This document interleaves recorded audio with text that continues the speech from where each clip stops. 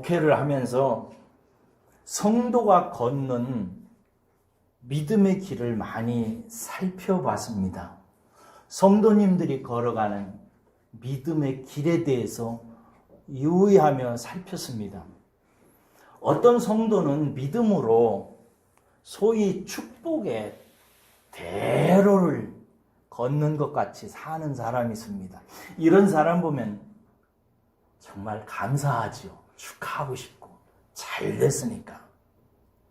그런데 어떤 성도는 믿음이 좋고 믿음 안에서 사는데도 불구하고 그야말로 아주 예수님이 말씀하셨던 바 그 길, 그 좁은 길을 가는 것처럼 고난스럽게 가는 사람이 있습니다. 첫 번째 길을 가는 사람은 당연하게 제가 감사하며 부담 없이 받을 수 있는데, 두 번째 인생의 거칠고 좁은 길을 가는 성도를 볼 때는 좀 안 됐고 어떨 때는 불쌍하고 그래서 기도해주고 그러곤 합니다. 지난 목요일에 제가 알고 있는 두 친구 목사 유튜브에 들어가서 설교를 들었습니다. 한 친구는 아주 큰 교회 목사예요. 영상을 딱 보니까 무슨 TV 영상과 같이 중계를 하고 설교나 이런 것도 뭐 영상이 아주 좋아요. 설교도 잘하고. 그래서 그 영상을 보면서 내 친구니까 자랑스럽기도 하고 하나님께 감사하고 기뻤습니다. 그리고 나서 다른 친구의 또 유튜브에 들어가 봤어요. 그랬더니 그 친구는 거기 보니까 구독자가 7명인가 8명인가 이렇게 돼 있어요. 그리고 거기에 조회수가 3명인가 이렇게 돼 있고 공감은 그나마 없고 어떻게 찍었는지 언젠가 들으니까 핸드폰으로 찍는다고 하더라고요. 핸드폰으로 이렇게 찍어가지고 영상으로 나중에 편집해서 올린다고 하니까 영상도 조금 부실하고 그래요. 그래서 이제 그 친구 열심히 설교도 잘하고 그러는데 그렇게 어려운 상황 속에서 성실하게 열심히 잘 설교를 하는 것을 보면서 그렇게 가슴에 촉촉해지더라고요. 그래서 그 친구를 위해서 그 설교를 다 들으면서 계속 기도해 줬어요. 하나님, 이 친구 힘주세요. 하나님, 이 신실한 친구, 이렇게 어렵고 힘든데도 불구하고 좌절하지 아니하고 이렇게 말씀을 열심히 전하면서 평생을 살아내는 이 친구, 하나님 붙들어 주시고 꼭 승리하게 하시고 끝까지 버티게 하시고 천국에 가서 면류관 얻게 해달라고 기도해 주었습니다. 여러분은 이 믿는 사람의 두 길에 대해 길이 왜 생긴다고 생각하세요? 똑같이 예수 믿고 믿음을 가지고 살아가는데 어떤 사람은 축복의 대로를 가는 거예요. 그런데 어떤 사람은 고생하면서 살아가는 거예요. 왜 그러는 거예요? 지금까지 히브리서 11장은 믿음으로 살아간 사람들 이야기를 했어요. 역사가 시작된 이래 지금까지 믿음으로 살아온 사람들, 제일 처음에 누구 얘기했어요? 아벨 얘기했고, 그 다음에 에녹이 얘기했고, 그 다음에 노아 얘기했고, 그 다음에 아브라함, 그 다음에 사라, 잘하네, 그 다음에 이삭이 나와야지. 이삭, 그 다음에 야곱, 그 다음에 요셉, 그 다음에 모세의 부모 이야기 했지. 그 다음에 모세 이야기야. 그 다음에 라합. 그 여리고성에서 기생으로 살다가 목숨을 걸고 믿음을 결정하고 하나님 나라에 들어왔던 그 라합 이야기까지 이렇게 쭉 역사를 타고 쭉 해왔어요. 그래서 이제 사사시대를 시작할 즈음이 되자 저자는 갑자기 뭐라고 얘기하냐면 내가 무슨 말을 더 하겠는가? 이게 무슨 말이겠어요? 계속 하다가는 시간이 부족하다 그런 얘기예요. 그래가면서 기드온, 바락, 삼손, 입다, 다윗 및 사무엘과 선지자들의 일을 말하려면 시간이 부족하겠다라고 말하면서 그 뒤에 40절까지 그들이 살고 있는 시대까지 믿음으로 살았던 사람들의 이야기를 크게 두 구분으로 해서 정리를 하고 마무리를 해요. 다 얘기할 수 없으니까 사람마다 그 두 부분으로 정리를 해요. 여러분이 이제 미리 읽어보셨으면 어디가 분기점인지 아마 이 본문은 찾아내기 어려우실 거예요. 제가 알려드릴게요. 오늘 본문은 32절부터 35절 첫 번째 문장까지가 한 단락이에요. 그리고 35절 두 번째 문장부터 40절 마지막까지가 한 또 단락이에요. 근데 첫 번째 단락 32절에서 35절 상반절까지는 믿음으로 약속을 받아 승리의 기록을 남긴 영웅들 이야기예요. 뭐라고요? 믿음으로 하나님의 믿음에 있는 약속을 받아가지고 승리의 기록을 남긴 영웅들이 어떤 믿음으로 살아갔는지, 믿음으로 어떻게 살아갔는지 이야기를 해요. 그리고 나서 35절 두 번째 중반 문장부터는 40절까지 똑같이 믿음으로 인정은 받았지만 약속을 받지 못하고 산 사람들 이야기가 나와요. 이 두 부류로 나누어진 히브리서 11장의 믿음으로 산 사람들 마지막 이야기로 히브리서 11장 믿음장을 설교를 마무리하려고 해요. 오늘 먼저 첫 번째 32절에서 35절 상반절까지 믿음으로 약속을 받아가지고 영웅적인 기록을 남긴 사람들 이야기를 한번 먼저 보겠습니다. 제가 읽어볼게요. 내가 무슨 말을 더하리요? 기드온, 바락, 삼손, 입다, 다윗 및 사무엘과 선지자들의 일을 말하려면 내게 시간이 부족하리로다. 그들은 믿음으로 나라들을 이기기도 하며 의를 행하기도 하며 약속을 받기도 하며 사자들의 입을 막기도 하며 불의 세력을 멸하기도 하며 칼날을 피하기도 하며 연약한 가운데 강하게 되기도 하며 전쟁에 용감하게 되어 이방 사람들의 진을 물리치기도 하며 여자들은 자기의 죽은 자들을 부활로 받아들이기도 하며. 여기까지가 이제 한 부류의 한 묶음이에요. 이 사람들은 다 어떤 사람들이라고요? 믿음으로 약속을 받아 영웅적인 삶을 살아서 기록을 남긴 사람들 이야기예요. 이게 보기에도 좋은 결과를 낳았죠. 이들은 여기 보니까 기드온, 바락, 삼손, 입다, 다윗, 사무엘과 같은 그런 사람들이에요. 이 사람들이 어떻게 살았다고요? 거기 보니까 믿음으로 나라를 뭐 했다고요? 이기기도 구하기도 했다 이 말. 기드온은 미디안 나라를 물리쳤고, 바락은 시스라의 나라를 물리쳤고, 삼손은 블레셋, 뭐 또 입다는 암몬, 그 다음에 또 사무엘과 다윗 같은 사람은 주로 블레셋, 이런 나라를 이기기도 한 게 사실이죠. 그 다음에 보면 의를 행하기도 했대요. 여기서 의는 개인적인 의가 아니라 공의, 세상에 하나님의 의를 드러내는 역할을 한 거죠. 다윗 같은 영웅들이 그런 일을 해냈죠. 세 번째, 약속을 받기도 했대요. 특별히 이제 약속 후에 땅을 기업으로 받는 그런 행복을 누렸죠. 네 번째 보니까 사자의 입을 막기도 했어요. 누가 사자의 입을 막았죠? 다니엘이나 삼손이나 다윗 같은 사람을 얘기합니다. 또 그 다음에 불의 세력을 멸하기도 하고. 누굴까요? 불 속에 들어갔다 나왔던 사람들 있죠?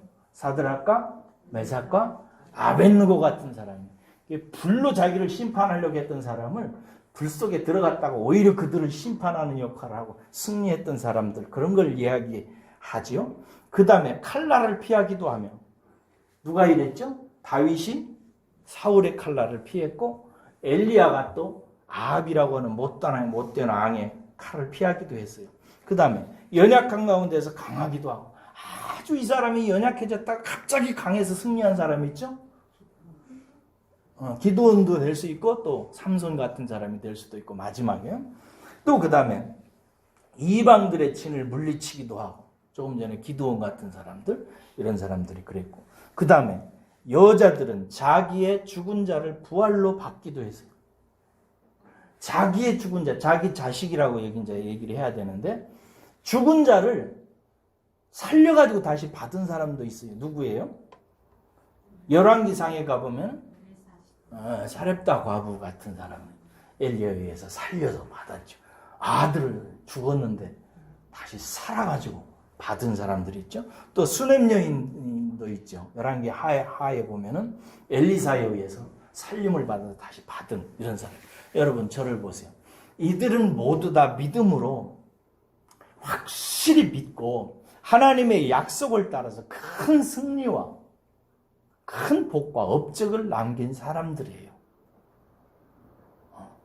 저는 저와 여러분들도 이런 놀라운 약속을 받고 이런 승리도 체험하고 이런 복도 받기를 주의 이름으로 축원합니다. 아멘. 하나님께서는 구하는 자에게 주시고 찾는 자에게 뭐하고? 찾게 하시고 두드리는 자에게 열리게 해주시는 하나님이신 줄로 믿습니다. 그래서 누구든지 하나님이 그런 분으로 믿고 찾고 두드리고 열고자 몸부림치고 하나님 찾으면 하나님께서 때를 따라서 이런 사람들이 약속을 누리는 것처럼 나라를 이기기도 하고 불의 세력을 이기기도 하고 의를 나타내기도 하고 그런 놀라운 일들을 경험하게 될 줄로 믿습니다. 여러분들도 그런 축복을 누리시기를 저는 담임 목사로서 그런 것 좀 많이 누리세요. 그래가지고 이번 주에 목사님 제가 이번 사업권을 잘 처리해가지고 큰 돈을 좀 맛을 봤습니다. 이런 얘기도 좀 해주시고 저희 목사님 이번에 내가 아팠는데 기도하다가 하나님께서 만져주셔가지고 목사님이 그렇게 나았듯이 저도 나았습니다. 나는 말도 좀 해주시고 아이고 우리 아들이 공부를 못해가지고 걱정 무지 많이 했는데 이번에 시험에서 하나님이 도와주셔서 합격했습니다. 목사님 감사합니다. 기도해 주셔서 이런 말도 좀 전해주시고 그러시기를 주의 이름으로 축원합니다. 예, 그러세요. 저는 그럴 때 기쁩니다. 그런데 이 본문이 전하려고 하는 중심 메시지가 그 뒤에 나와요.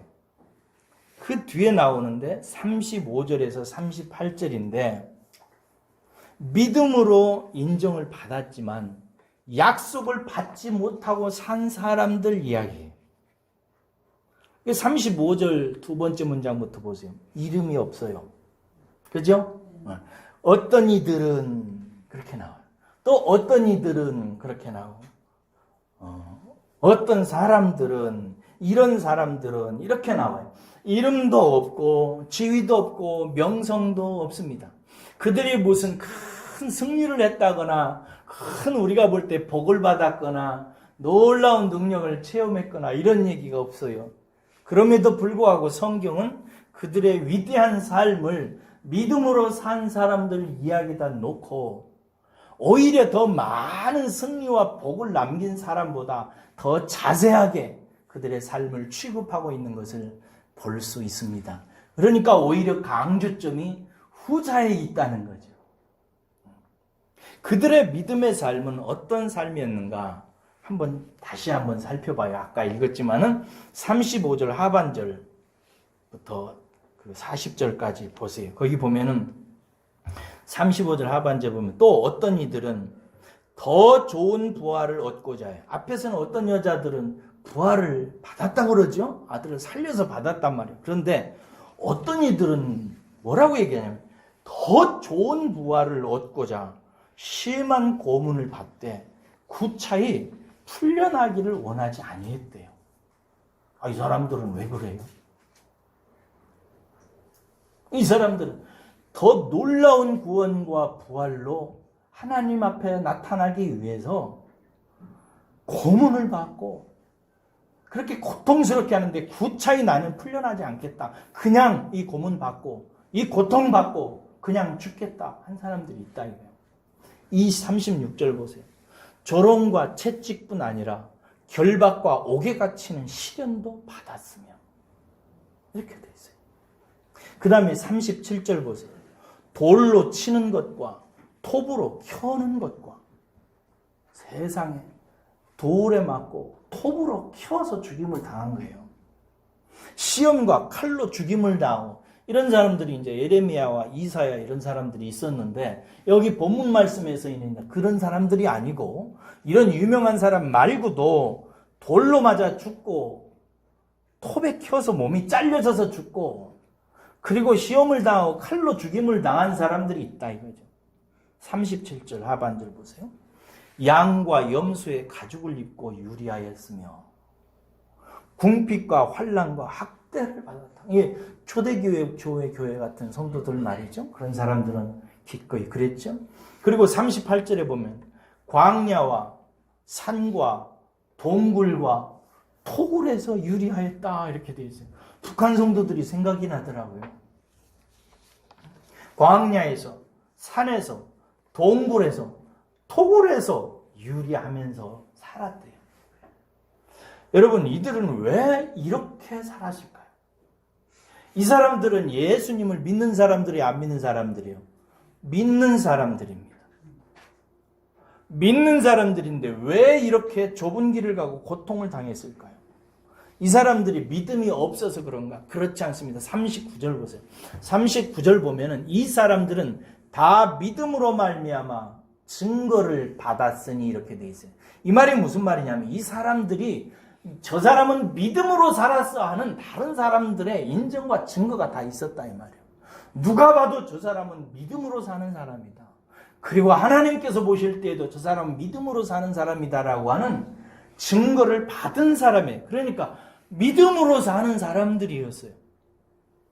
그런데도 불구하고 이 고단하고 이 처참하고 고난스러운 삶을 살아간 거예요. 여기서 우리는 한 가지 진리를, 하나님께서 교인들에게 내신 한 가지 진리를 정말 받아들여야 돼요. 그게 뭐냐면 여러분, 믿음이 좋아도 고난의 길을 가는 경우가 있다는 것입니다. 어떤 사람은 성도가 고난을 당하고 일이 잘 안 풀리고 자식이 속속이 그러면 기도 안 해서 그래. 헌금 좀 해. 교회 충성해. 성경 많이 읽고 기도해. 라고 자꾸 뭐가 잘못된 것처럼 얘기를 하는데 오늘 본문 말씀은 그게 뭐가 잘못돼서 그런 것이 아니라 어떤 사람들은 믿음을 가지고 승리의 길, 복의 길, 넓은 길로 가는 사람이 있고 어떤 사람은 동일한 믿음에 의해서 증거를 받았음에도 불구하고 좁고 고단하고 핍박받고 빼앗기고 슬픔 속에 살아가는 사람들이 있다 이거예요. 두 길이 있다 이거예요. 그것이 이상한 것이 아니라는 거예요. 지난주 제가 목회를 하면서 이런 성도들을 많이 발견합니다. 제가 가만히 보면 솔직히 저는 거꾸로인 경우가 더 많아요. 무슨 얘기냐면은 제가 볼 때 저 성도는 그렇게 믿음이 있는 것 같지 않은데 삶이 평탄한 거예요.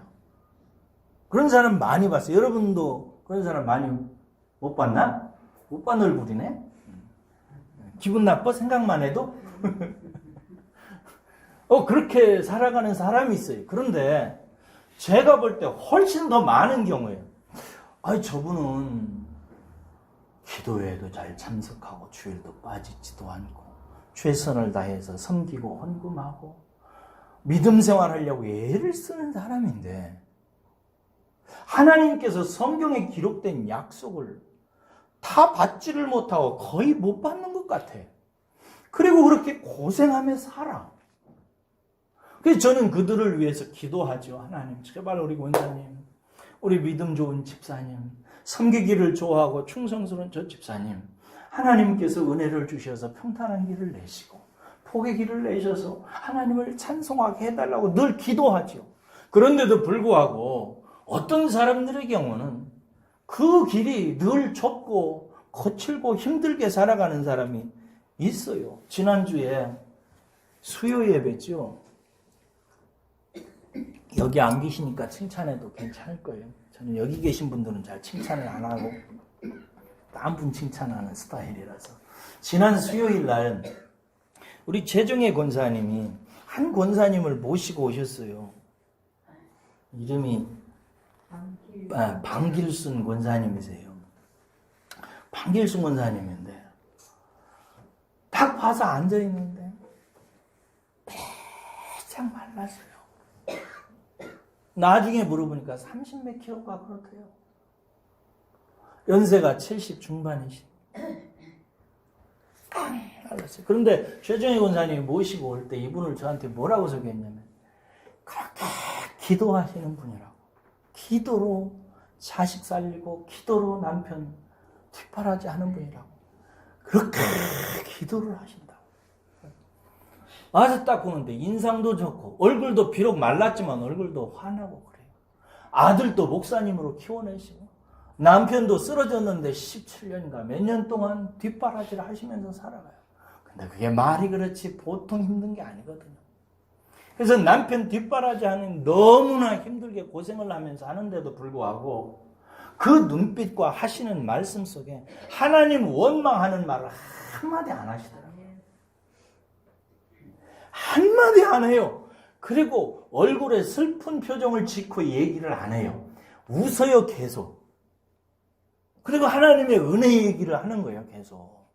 그래서 자기가 어떻게 살아왔는데 그 고생 이야기를 하시면서도 어떻게 감당하시는지를 얘기하면서 환하게 얘기하세요. 제가 그래서 그분하고 이 얘기하면서 그 누가복음에 안나 선지자를 생각했어요. 안나 선지자 아세요? 누가복음에 잠깐 나오는데 누가복음 초두에 보면 안나라고 하는 여인 이야기가 나와요.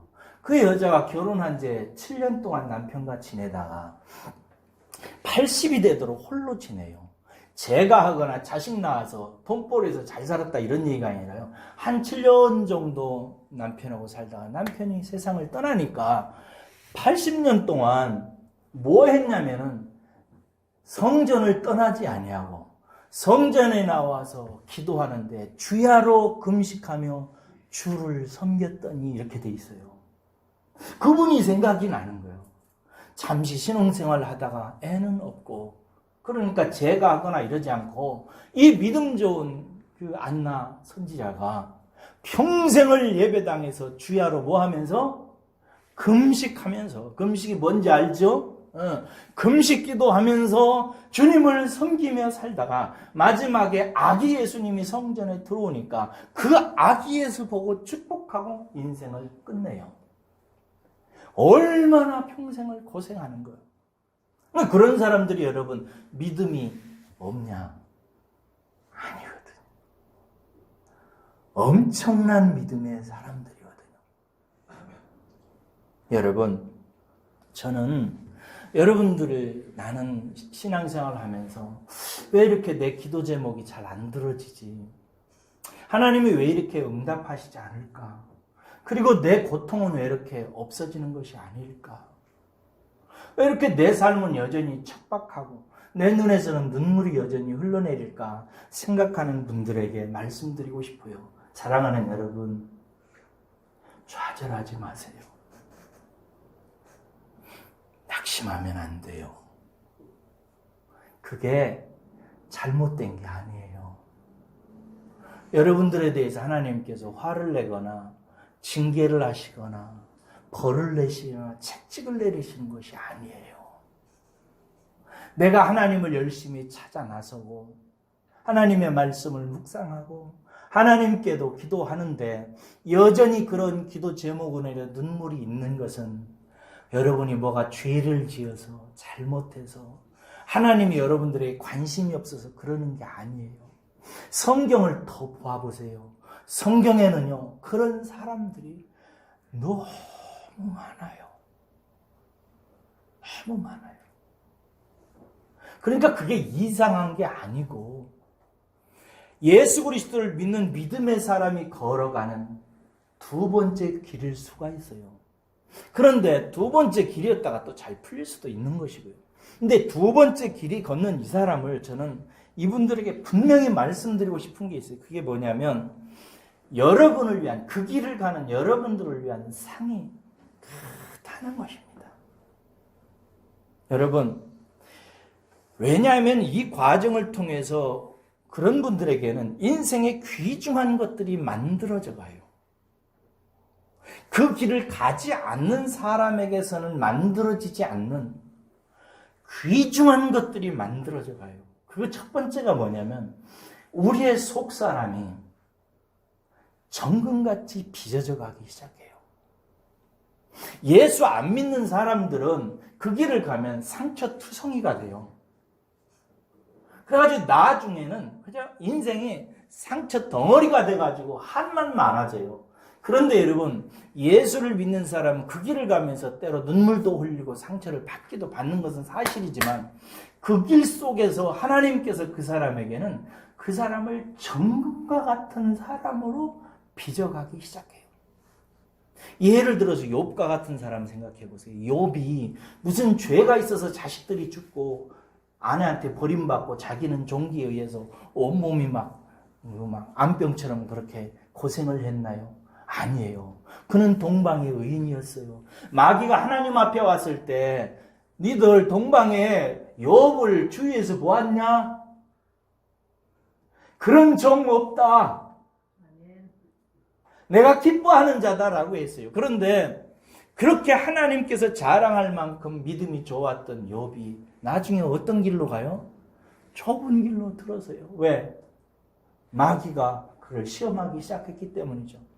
그런데 욥이 그 시험을 받으면서 그 시험 받자마자 무슨 일이 생겨요? 10아들들이 다 갑자기 죽기 시작합니다. 딸들이 죽어요. 사업체는 다 도적들에게 다 빼앗깁니다. 그렇게 사랑하고 가까이에서 평생 해로하기로 했던 아내도 네 하나님 저주해라 나 못 살겠다고 도망가 버려요. 그래서 자기는 재산 다 잃고 자식 다 잃고 배우자까지 다 떠나고 자기 집은 불살라진 집터 위에서 불살라진 잿더미 위에서 사금파리로 온 몸을 긁으면서 죄를 기얹으면서 하나님을 우러르고 기도해요. 하면서 뭐라고 기도하냐면은 내가 가는 길을 그가 아시나니 그가 나를 단련하신 후에는 내가 순금같이 나오리라. 옛날 개혁판에는 정금같이 될 것이다. 정금같이 나오리라라고 얘기했어요. 욥은 믿었어요. 내가 지금 당하는 고난을 내가 다 헤아릴 수 없고 알지 못한다. 왜 이러는지 나 모른다. 그러나 나는 믿는다. 내가 가는 길을, 내가 고난당하는 이 길을 누가 알고 있기 때문에? 하나님이 알고 있기 때문에 이 길 끝에서 나는 그 하나님의 손길로 말미암아 정금 같은 사람으로 빚어져 가게 될 것이다 라고 얘기했어요. 아멘. 여러분, 그러니까 좋은 사람 되는 것만큼 좋은 게 어디 있어요? 여러분, 이 세상에 한 인간으로 태어나서 좋은 사람 되는 것만큼 좋은 게 어디 있어요? 그 축복을 받게 돼 있어요. 고난이 있는 사람들. 그래서 고난을 받으면서 자기의 연약함도 깨닫고 인생도 알게 되고 다른 집 사정도 둘러보고 세상의 이치도 깨달아가고 그래요. 고난이라고 하는 학습만큼 우리를 아름답게 교육시켜 내놓는 것은 없어요. 무엇보다도 여러분, 이 길을 통해서 우리가 얻게 되는 게 있습니다. 그게 뭐냐면 귀한 믿음입니다. 하나님을 믿는 믿음이 날로 날로 더 자라나요. 그게 조나단 에드워드의 말을 전해드릴게요. 조나단 에드워드라는 사람이 있어요. 제가 제일 존경하는 목회자입니다. 그런데 이분이 이런 말을 했어요. 진정한 기독교 신앙의 비범한 탁월성은, 말이 고급스럽네요.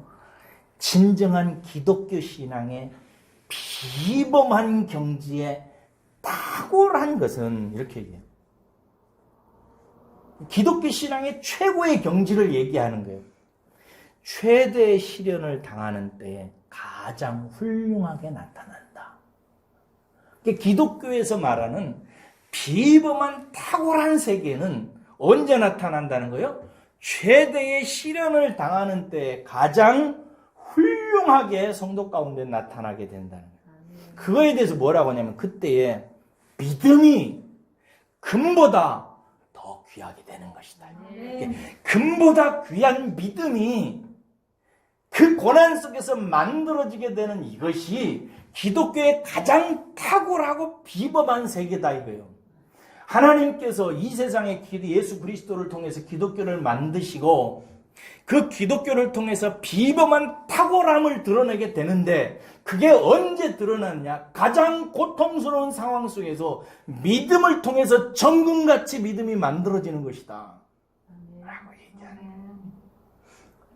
이 정금 같은 믿음을 소유한 성도가 어느 순간에 고난 속에서 빚어지게 될 때 그 사람은 세상의 어떤 사람보다 고귀한 사람이 되는 거예요. 저는 여러분들이 혹시 그 길을 여러분들에게 허락하시거든, 베드로 사도가 뭐라고 했냐면요, 기뻐하고 기뻐하라, 온전히 기뻐하라라고 얘기했고요. 사도 바울은 뭐라고 했냐면, 지금 잠시 받는 이 고난은 장차 받을 영광과 비교할 수 없다. 그러니까 받을 만한 사람은 가슴을 활짝 열고 받으라고 얘기하는 거예요. 여러분들도 혹시 받을 만한 소원과 꿈이 있거든, 받으시기를 주의 이름으로 축원합니다. 받으셔야 돼요. 근데 그 길을 가는 진정한 이유가 40절에 나와요. 왜 그런 길을 가는지, 그리고 그 길이 왜 기독교의 위대한 탁월성, 비범함의 탁월인가 나와요. 40절 한번 읽고 여러분이 한번 해석을 해봐요. 이게 무슨 뜻인지 40절 함께 읽습니다. 이 말씀은 인생의 그 기독교인이 가는 두 길 중에서 고난의 길을 가는 사람의 진정한 이유예요. 그 이유를, 이걸 보고 여러분들이 오늘 깨달으면 여러분들이 오늘 당하는 고난에 대해서 큰 기쁨으로 맞이할 수 있어요. 꼭 깨달으셔야 돼요. 40절 시작. 이는 하나님이 우리를 위하여 더 좋은 것을 예비하였은즉 우리가 아니면 그들로 온전함을 이루지 못하게 하려 하심이라. 알겠어요? 다시 한번 읽어봐요. 깨달으셔야 돼요. 이해하셔야 됩니다. 시작. 이는 하나님이 우리를 위하여 더 좋은 것을 예비하셨은즉 우리가 아니면 그들로 온전함을 이루지 못하게 하려 하심이라. 자, 여기서 하나님이 우리를 위하여 더 좋은 것을 예비했다고 하는데, 우리는 여기서 1차적으로 누구를 얘기할까요? 그렇죠? 편지를 쓰고 있는 이 사람과 이 사람의 편지를 받는 로마에서 고난받는 성도들이겠죠. 그렇죠? 그게 우리란 말이에요. 그러니까 이는 우리를 위해서 더 좋은 것을 예비하기 위한 것이래요. 여기서 이는이냐 뭐냐면, 과거에 믿음은 있었으나 좁은 길을 가면서 약속된 것을 받지 못하고 어렵게 살아왔던 사람들이 그렇게 살았던 이유는, 이런 뜻이요. 그들이 그렇게 살았던 이유는 하나님이 우리를 위하여, 지금 편지를 받고 있는 후대의 사람들을 위해서 좋은 것으로 예비했기 때문이라는 거예요. 즉, 이게 이제 그게 무슨 뜻이냐? 우리가 아니면 그들로 온전함을 이루지 못하게 하려 하심이라는 뜻이. 이게 무슨 뜻이냐면, 하나님이 우리가 없이는 그들이 완전하게 되지 못하도록 만들어 놓으셨다예요. 지금 현재 우리가 없이는 그들이 온전한 것을, 예수 안에서 받도록 약속하신 온전한 것을 누리지 못하게 만들어 놓으셨다 이게요. 다른 쉬운 말로 말하면 우리를 위해서 그들의 삶은 고난당하는 삶으로 놨다. 그들의 고난당하는 삶을 통해서 우리에게 하나님께서는 완전한 것을 얻도록 배치해 놓으셨다는 거예요. 조금 더 설명해 볼게요. 하나님께서 예수 그리스도로 말미암아 마련하신 완전한 것을 우리 모두에게 이르게 하기까지, 누구에게도, 심지어 그 대단한 믿음의 영웅들에게까지도 하나님은 다 허락하지 아니하셨다는 거예요. 마땅히 약속을 받아야 그들이 되지만, 우리를 위하여, 우리 때 예수 그리스도의 온전한 것이 드러나기 전까지는 그들로 고통을 여전히 감당하도록 하셨다는 거예요. 이해하셨죠, 이제? 다시 한번 정리하면 이래요. 이 말이, 문구가 어려워서 그래요.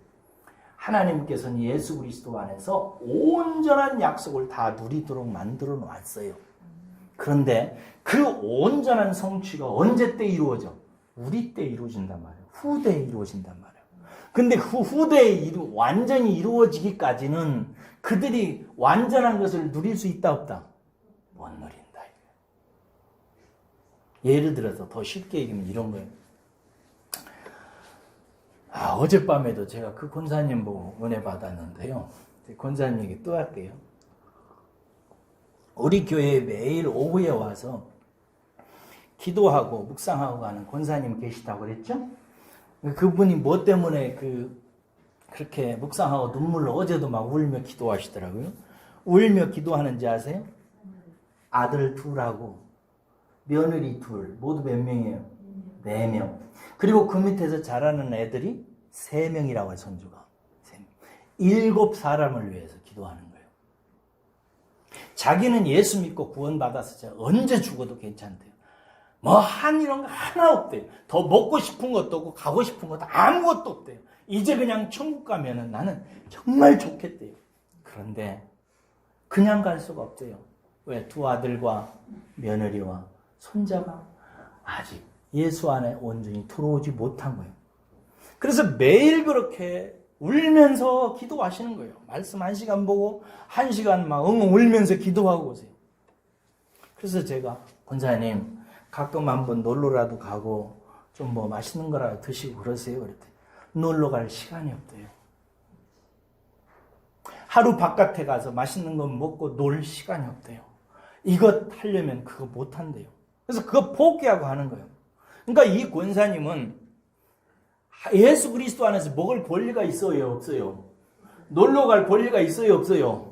있어요. 다 그런 것이 약속으로 이미 되었음에도 불구하고 앞에 어떤 선진들이 그 모든 것으로부터 자유할 수 있음에도 불구하고 구차하게 받지 아니하고 그 고통길을 갔다고 얘기하는 것처럼 이 권사님은 하나님으로부터 약속하신 것을 받을 수 있음에도 불구하고 지금 받지를 못하는 거예요. 이유가 뭔가? 남겨진 자녀들이 그리스도의 은혜를 입게 되는 그날까지 그렇게 훌륭한 믿음의 사람이었건만 적어도 나를 통해서 그 사람이 믿음 좋은 것이라는 것이 증명이 되었건만 그럼에도 불구하고 이 사람은 자녀들이 그 약속된 것을 누리기까지 지금 자기는 그 모든 것들을 누리지 못하고 시험받고 고난받고 슬프게 살아가는 거예요. 여전히. 우리 부모님도 그랬어요. 우리 부모님도 새 아들 목사만 들기 위해서 여러분 일로 말할 수 없는 고통을 당하셨습니다. 제가 볼 때 변변한 것 한 번 먹지 못하셨어요.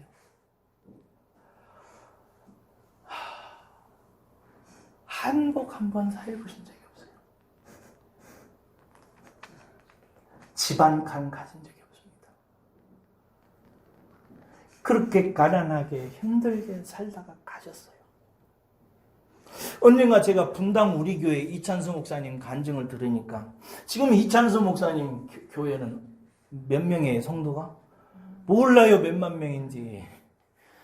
굉장히 모이고 아주 차세대 지도자급으로 지금 추앙을 받고 있는 그런 이찬수 목사님이에요. 그런데 이찬수 목사님이 언젠가 자기가 그렇게, 자기는 그런 제목이 아니래요. 제가 봐도 그런 것 같아요. 이게 이찬수 목사님 무시하려고 하는 것이 아니라 제가 훌륭한 목사님과 이런 목사님들 다 설교 들어보거든요. 근데 나는 이찬수 목사님에게서 그렇게 위대한 설교를 다른 우리 친구들이나 다른 조그마한 교회 하면서 하는 분들 하면서도 설교 잘하시는 분들 많거든요. 진짜 많아요. 근데 그분들보다 더 탁월한 무엇을 저는 발견하지 못해요. 이찬수 목사님 까는 거 아니에요? 훌륭하신 분이에요. 그러나 그런 분 많거든요. 근데 그분이 그렇게 훌륭하게 쓰임 받아요. 그런데 그 이유에 대해서 이찬수 목사님 뭐라고 얘기해요? 자기 아버님 얘기를 하시더라고요.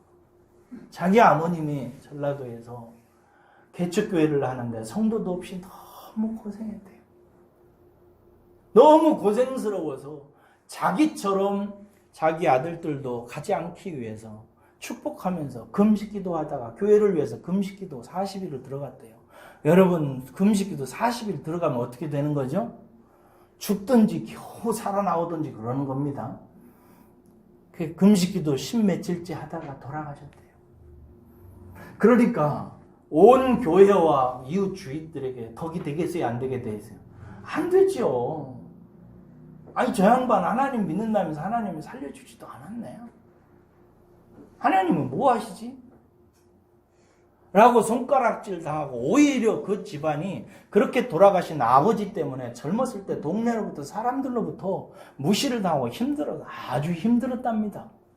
그런데 나중에 이 목사님이 목회를 하는데 너무너무 다 잘 되는 거예요. 나중에 깨달았대요. 아, 나의 완전함을 위해서, 나의 온전한 사역을 위해서 우리 아버지의 삶은 그 온전함에는 너무나 헤아릴 수 없는 부족한 것을 누리고 가셨구나. 그런 이야기들을 하더라고요. 여러분, 혹시 여러분들이 당하는 고난이 지금 좀 걷는 좁은 길이 누군가를 위한 길은 아닌가요? 연약한 자녀를 위해서, 여전히 주를 모르는 자녀를 위해서, 하나님의 영광이 땅에 떨어진 교회를 위해서, 하나님께서 나로 하여금 가게 하도록 하기 위해서 이끄는 길은 아닐까요? 남편을 구원시키기 위해서, 아내를 구원시키기 위해서, 집안의 가족을 새롭게 하기 위해서, 아들을 훌륭한 아들로 만들기 위해서, 딸을 믿음의 딸로 만들기 위해서, 그들의 복음의 온전한 누림을 위해서 나는 지금 복음이 약속하고 있는 대부분의 약속에 대해서 받지를 못하고 대가를 지불해야 되는 자리에 서서 지금 살고 있는 것은 아닐까요? 저는 제 인생이 그렇다고 생각합니다. 그래서 나는 제 인생을 이 땅에서 다 받으려고 꿈도 안 꿉니다. 건강하지 않아도 괜찮습니다. 뭐 이대로 가다가 망해도 괜찮습니다. 나는 천국에서 보겠다 이거예요. 그때까지 내가 가야 되는 길을 나는 내가 최선을 다해서 가겠다. 누군가의 완전을 위해서, 누군가의 축복을 위해서, 누군가의 약속의 기름 부으심을 위해서 내가 해야 되는 역할들이 있다면 나는 그거 하겠다 생각하고 가는 거예요. 여러분, 그렇다면 기쁘게 가야 되지 않을까요? 아멘. 울면서 가지 말고, 근심하면서 가지 말고, 염려하면서 가지 말고, 걱정하면서 가지 말고, 말없이 감사함으로 기꺼이 그 길을 가는 것이 믿음이 아닐까요? 아멘. 여러분, 믿음의 가장 위대한 능력을 이제 이야기하고 히브리서 11장 믿음장을 마치려고 해요. 믿음의 능력에 대해 제가 여러 가지 얘기했어요. 병도 낫는다, 성공도 한다, 출세도 한다. 그럽니다. 하나님 믿으면 그런 일이 생겨요. 믿으시기를 축원합니다. 그리고 누리세요.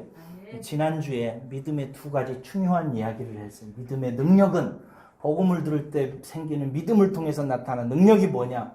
구원받는다는 것입니다. 믿으면 구원받습니다. 이것 무엇보다도 중요한 능력입니다. 그 다음에 믿으면 어떻게 된다? 믿음으로 산다고 했어요. 믿음으로 살아가는 힘이 믿음에서 나와요. 세 번째, 제일 중요한데요. 믿음은 남을 위해 죽기까지 헌신하게 만든다는 것입니다. 믿음. 하나님 믿으면 내 인생 내놓을 수 있습니다. 그렇게 하신 분이 예수님이에요. 예수님께서는 하나님을 믿으셨어요. 아버지가 계시고 도와주실 것 믿었고 아버지가 일하시는 것 믿었어요. 그랬기 때문에 자기의 사랑하는 우리들을 위해서 자기 목숨을 십자가에 내어주기까지 기꺼이 좁은 길로 가셨어요. 죽는 길로 가셨다고요. 이게 믿음의 능력이라고요. 정말 믿음이 있는 사람은 죽음을 선택할 수 있습니다. 나는 죽겠다. 나는 이 세상에서 그냥 망하겠다. 나는 이 세상에 내 아들을 위해서 내 목숨 내놓겠다. 나는 이 세상에서 내 딸을 위해서 가난한 길을 가겠다. 나는 내 교회를 위해서 이 땅에서는 내가 죽음이라도 삼키며 걸어가겠다. 그렇게 간 수많은 사람들이 있어요. 그리고 성경은 그들을 믿음으로 산 사람들이다. 그리고 그들은 하늘의 별처럼 빛난다. 하나님께서는 그들을 위해서 멸관을 예비하셨다. 라고 말씀하세요. 사랑하는 나의 가족 여러분, 믿음은 우리에게 많은 것을 주어요. 믿으면 병도 낫기도 하고 성공하기도 하고 관계가 회복되기도 하고 가정이 일어서기도 하고 그래요. 그러나 또 하나 믿음은 우리들에게 좁은 길을 인도하기도 해요. 그 좁은 길 가면서 나를 위한 삶이 아니라 남을 위해서 살게 해요. 사랑하는 딸을 위해서, 사랑하는 아들을 위해서 기도하는 자리로 나아가게 만들어요. 기도는 힘듭니다. 그러나 사랑하는 가족을 위해서 기도하는 어미가 되게 하고 기도하는 아버지가 되게 해서 그 길로 가게 만들어요. 그리고 예수 그리스도 안에 예비한 그 모든 것들을 내 사랑하는 내가 기도했던 자들이 받게 하고 나는 희생물이 되는 거예요. 그리고 우리는 나는 천국에서 그 세상 어떤 자도 받지 못하는 영광의 면류관으로 돌려받아요. 그래서 이 진리를 정말 믿는 사람은 언젠가는 믿게 될 거예요. 지금은 여기서만 돌지라도 나중에 가슴으로 들어옵니다. 그 길을 가요. 믿게 돼요. 그 길을 가는 사람은 정말 그리스도의 기독교의 지고한 탁월한 경지에서 하나님께서 주시는 그 비밀하고 보배로운 믿음의 세계를 누린 사람으로 천국에서 알게 될 거예요. 여러분들이 그런 믿음의 사람이 되기까지 자라나시기를, 지금은 부족해도 날로 자라나가시기를, 날로 커져가시기를 주의 이름으로 축복합니다. 기도하겠습니다.